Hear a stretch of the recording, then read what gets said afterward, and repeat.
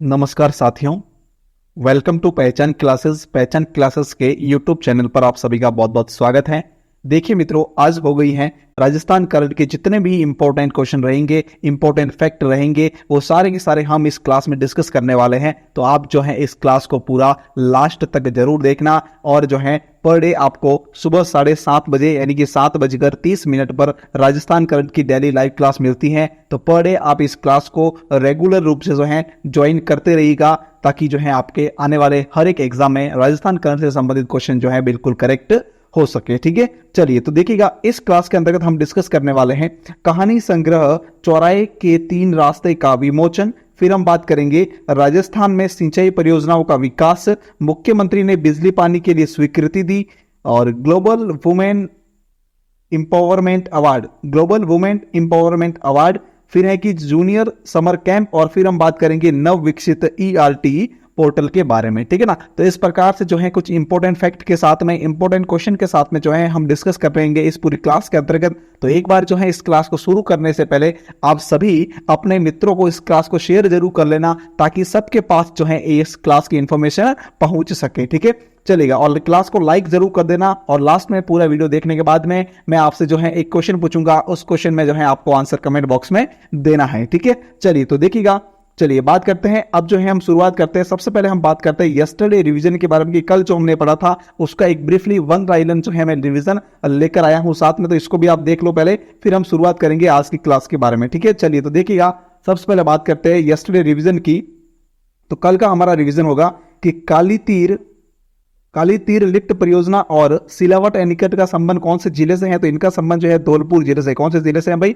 धौलपुर जिले से है। ठीक है, फिर नेक्स्ट है, हाल ही में मध्य प्रदेश की राजधानी भोपाल में आयोजित 66वें नेशनल स्कूल गेम्स में नागौर की सुश्री कविता डूडी ने कौन सा पदक जीता है। तो इन्होंने जो है स्वर्ण पदक जीता है। कौन सा पदक? स्वर्ण पदक जीता है। ठीक है, फिर देखिए नेक्स्ट है, हाल ही में वन एवं पर्यावरण मंत्री हेमाराम चौधरी द्वारा राजस्थान वन नीति 2023 कब जारी की गई। तो यह की गई भाई कब?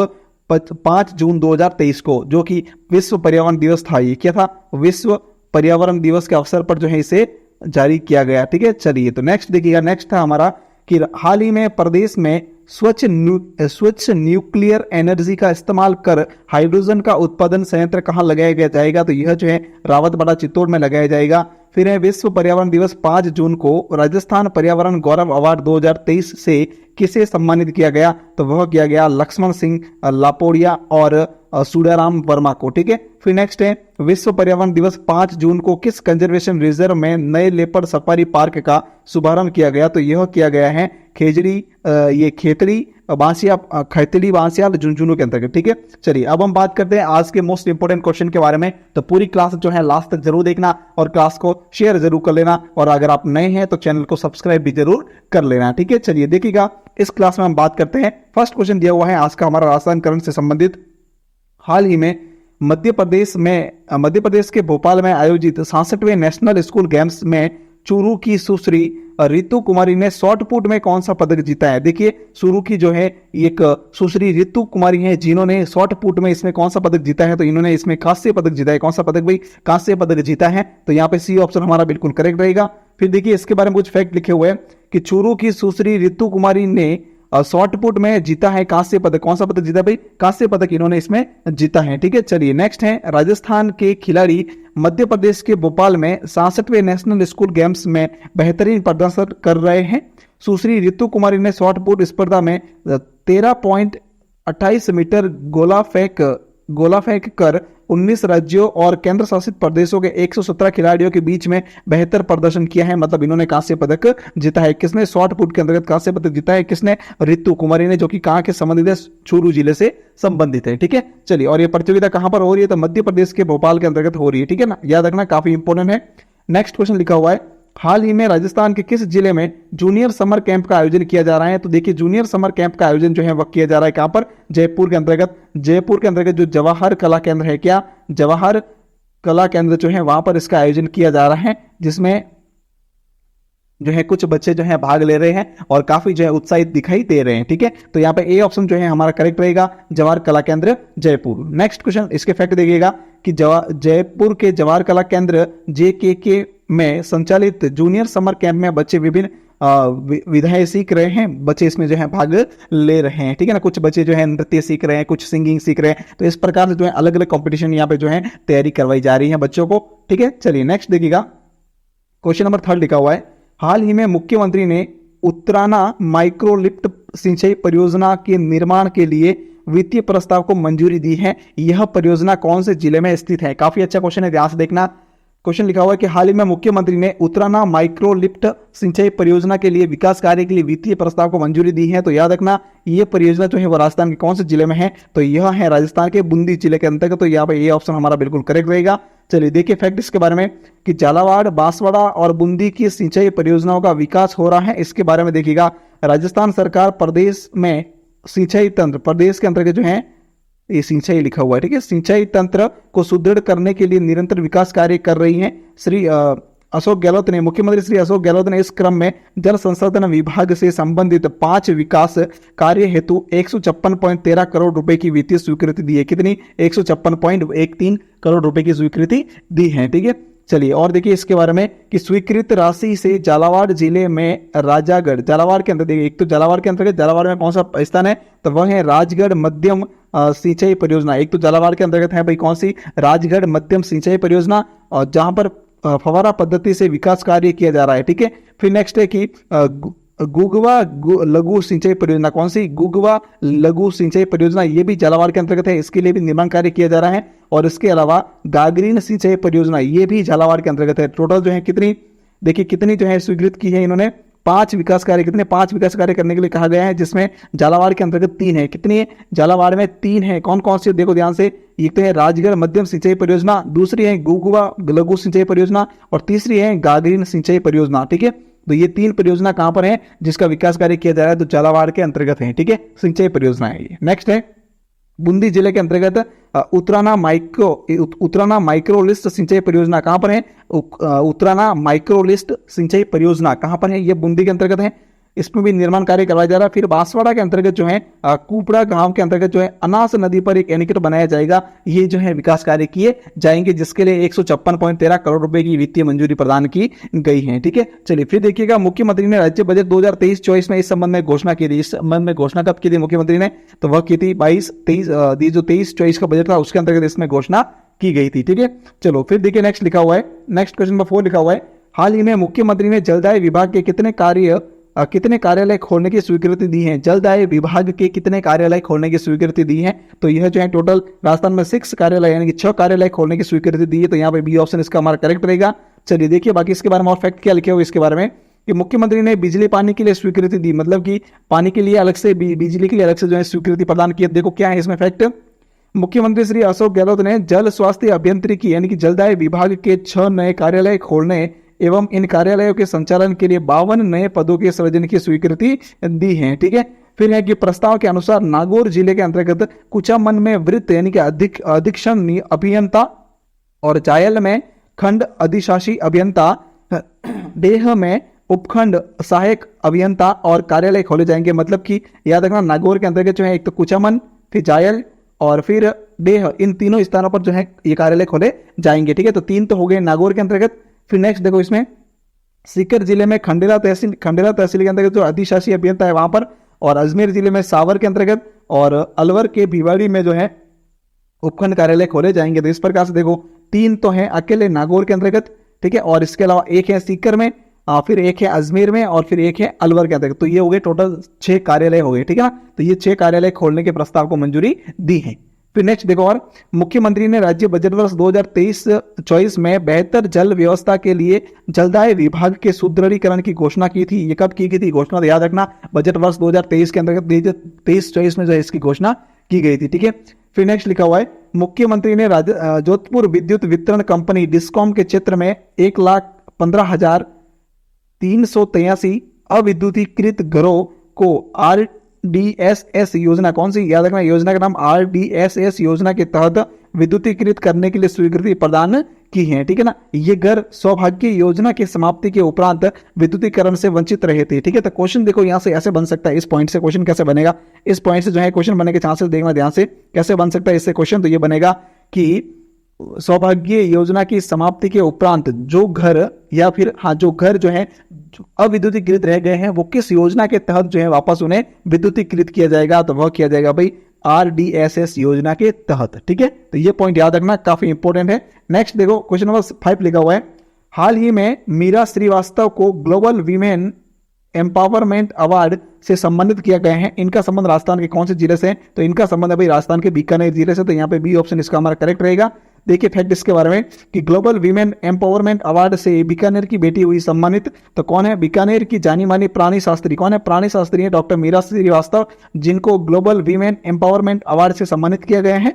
इन्हें यह सम्मान जो है 1-2 जून 2023 को दुबई में multi disciplinary research and innovation विषय पर आयोजित अंतर्राष्ट्रीय कॉन्फ्रेंस में ये प्रदान किया गया है। ठीक है, चलो फिर नेक्स्ट लिखा हुआ है, हाल ही में राजस्थान उच्च न्यायालय और जिला उच्च न्यायपालिका के लिए नवविकसित ERTI पोर्टल का उद्घाटन किसके द्वारा किया गया, तो यह किया गया भाई किसके द्वारा, अगस्टिन जॉर्ज मसीह के द्वारा, यानी कि सी ऑप्शन इसका हमारा करेक्ट रहेगा। यह जो है राजस्थान हाई कोर्ट के 41वें मुख्य न्यायाधीश है, कौन है भाई, 41वें मुख्य न्यायाधीश है। ठीक है, तो याद रखना ये काफी अच्छा क्वेश्चन है। नेक्स्ट है ERTI पोर्टल का उद्घाटन, देखो इसके बारे में मुख्य तथ्य क्या है कि राजस्थान उच्च न्यायालय के मुख्य न्यायाधीश श्री ऑगस्टिन जॉर्ज मसीह ने राजस्थान उच्च न्यायालय और जिला न्यायपालिका के लिए नवविकसित ERTI पोर्टल का वीडियो कॉन्फ्रेंसिंग के माध्यम से उद्घाटन किया है। यह कदम पारदर्शी, कुशल और सुलभ न्यायिक प्रणाली को प्राप्त करने की दिशा में मील का पत्थर साबित होगा।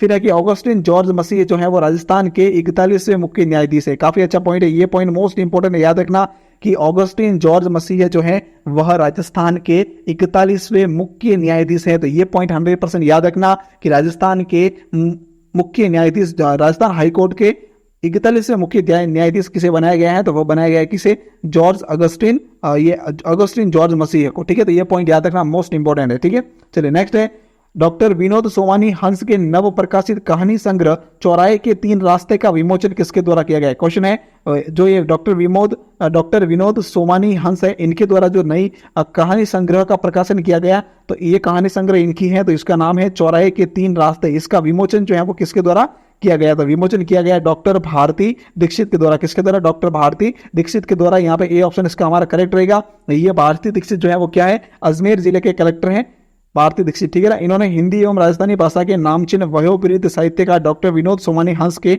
नव प्रकाशित कहानी संग्रह का चौराहे के 3 रास्ते का विमोचन किया है। ठीक है, चलो फिर नेक्स्ट देखिएगा बूस्टर डोज में। देखिए बूस्टर डोज क्या है, 7 क्वेश्चन कंप्लीट हो गए आज के। अब देखिएगा बूस्टर डोज क्या है कि मुख्यमंत्री निःशुल्क यूनिफॉर्म वितरण योजना, मुख्यमंत्री निःशुल्क यूनिफॉर्म वितरण योजना, इसमें क्या है ध्यान से देखना पूरा, कि राजस्थान मदरसा बोर्ड के अधीन पंजीकृत मदरसों में अध्ययनरत विद्यार्थियों को यूनिफॉर्म के 2 सेट निःशुल्क दिए जाने के प्रस्ताव को मंजूरी प्रदान की गई है। इस मतलब इस योजना के माध्यम से क्या होगा कि राजस्थान मदरसा बोर्ड के अधीन जो पंजीकृत मदरसा में अध्ययनरत विद्यार्थी हैं उनको 2 यूनिफॉर्म दी जाएगी। ठीक है, फिर है कि योजना कार्य प्रारंभ जो है कब हुई, तो 29 नवंबर 2022 को इसका प्रारंभ हो गया था।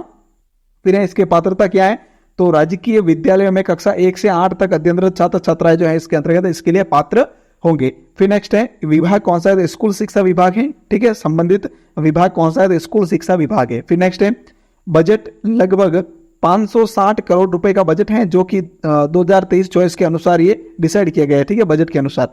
नेक्स्ट इसके देखिए और कुछ प्रमुख तथ्य कौन कौन से हैं, तो देखिए कि पात्र विद्यार्थियों को पोशाक के 2 सेट निःशुल्क दिए जाएंगे।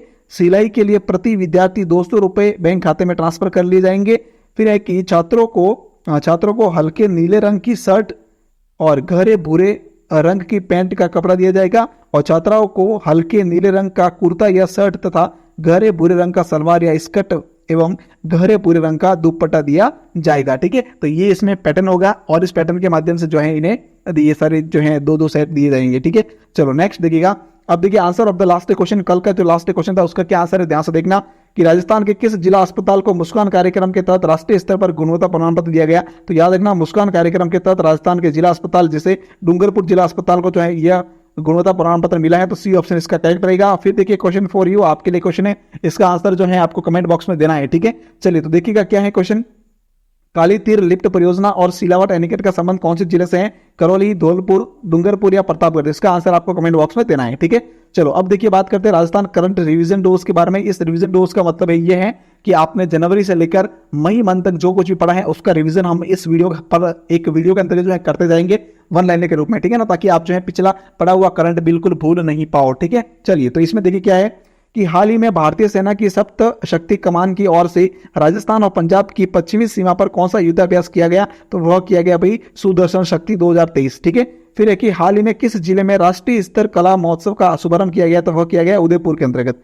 फिर है किस जिला प्रशासन द्वारा प्रकाश एक अभियान आयाम आओ चले चले प्रकाश की ओर आगे बढ़ाए बच्चे को बढ़ाए, ठीक है ना, तो ये अभियान जो है कौन सा प्रकाश एक अभियान जो है किसके द्वारा चलाया गया, तो वह नागौर जिला प्रशासन के द्वारा चलाया गया, ठीक है। फिर नेक्स्ट है राजस्थान साहित्य अकादमी द्वारा वर्ष 2022-23 के वार्षिक पुरस्कारों के तहत कथा एवं उपन्यास विधा में दिया जाने वाला रांगेय राघव पुरस्कार जो है वह किसे दिया गया, तो वह दिया गया भरत चंद्र शर्मा को, ठीक है। फिर है हाल ही में प्रदेश में स्वास्थ्य क्षेत्र में शोध पर फोकस करने के लिए चिकित्सा शिक्षा विभाग और मैनचेस्टर यूनिवर्सिटी यूके के बीच में एमओयू कब हस्ताक्षरित हुआ, तो यह हुआ भाई 23 मई 2023 को, ठीक है। चलिए, फिर देखिए एक और है आरबीएससी डोज के अंतर्गत जो आरबीएससी की बुकें चलती है राजस्थान ग्रेड की क्लास 6 से लेकर 12 तक, उनसे जो है मैं क्वेश्चन निकाल के आपके लिए लेकर आता हूँ आरबीएससी डोज का, ताकि जो है ये भी व्यास आपके क्लियर हो जाए, क्योंकि अब आने वाले हर एक एग्जाम में जो है आरबीएससी की राजस्थान बुक से संबंधित क्वेश्चन जो है 100% एग्जाम में पूछे जाते हैं लाइन टू लाइन, ठीक है। तो उसी बात को ध्यान में रखते हुए ये डोज मैंने शुरू किया, तो इसे जरूर देखना, 2 मिनट लगेगी, ज्यादा टाइम नहीं लूंगा। कि मालवा देश के अंतर्गत कौन सा क्षेत्र आता था, तो मालवा देश के अंतर्गत जो है क्षेत्र आता था कौन सा, टोंक, प्रतापगढ़ और झालावाड़, ठीक है। फिर है कि महाकाव्यकालीन राजस्थान में महाकाव्यकालीन राजस्थान के किस जनपद का वर्णन चीनी यात्री युवान सेंग ने किया है, तो ये उन्होंने किया है मत्स्य जनपद का वर्णन, ठीक है। फिर नेक्स्ट है मौर्योत्तर कालीन राजस्थान का जनपद कौन कौन सा, तो एक तो है योधेय, दूसरा अर्जुन है, तीसरा माला और चौथा शिवी, ये जो है 4 जनपद ये मौर्यकालीन है, ठीक है। फिर है कि महाकाव्यकालीन राजस्थान के जनपद कौन कौन से, तो देखिए जांगल है, मत्स्य है, मरुकांतर है और सूरसेन है, ठीक है। फिर है सूरसेन नामक जनपद की राजधानी क्या थी, तो मथुरा, इसकी राजधानी क्या थी सूरसेन की, वह थी मथुरा, ठीक है। चलिए, अब देखिए आगे ये पूरा कंप्लीट हो चुका है हमारे आज का राजस्थान करंट की क्लास। इसकी पीडीएफ जो है आपको शाम तक टेलीग्राम चैनल पर अवेलेबल हो जाएगी, तो टेलीग्राम पर इसका क्यूज और पीडीएफ दोनों ही शाम को आपको मिल जाएंगे, तो टेलीग्राम चैनल को ज्वाइन जरूर कर लेना। अगर आपने टेलीग्राम को ज्वाइन नहीं किया तो लिंक जो है वीडियो के डिस्क्रिप्शन में इसका लिंक दिया हुआ है, आप वहां से जो है टेलीग्राम को ज्वाइन जरूर कर लेना, ठीक है ना। और वीडियो को लाइक शेयर कमेंट जरूर करना, ताकि आपके सपोर्ट से जो है मैं चैनल पर और ज्यादा जो है बेहतरीन ऑथेंटिक न्यूज के साथ में, ऑथेंटिक क्वेश्चन जो है पैटर्न के साथ में, ऑथेंटिक मैटर के साथ में जो है मैं आपके लिए क्वेश्चन लेकर आता रहूं, ठीक है, ताकि जो है आने वाले हर एक एग्जाम में आपके लिए इंपॉर्टेंट रहे, ठीक है। चलिए, थैंक यू सो मच पूरी क्लास देखने के लिए, आपका बहुत बहुत धन्यवाद। वीडियो को लाइक शेयर और कमेंट जरूर करना। एक बार फिर से आपका बहुत बहुत धन्यवाद।